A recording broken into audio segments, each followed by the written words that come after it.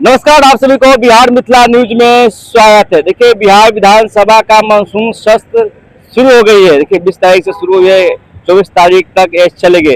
देखिए, दरभंगा के जितने भी विधायक है अपने अपने मानसून सत्र में अपने क्षेत्र का समस्या रखेंगे।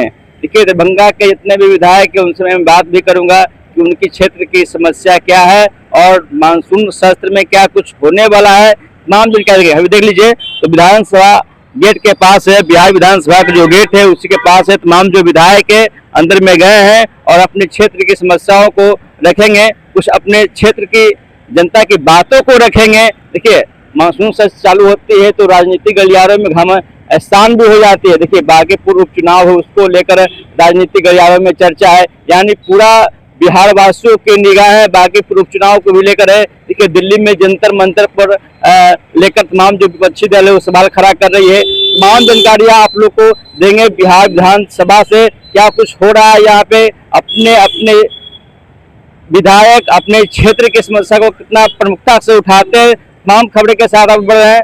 तब तक नमस्कार।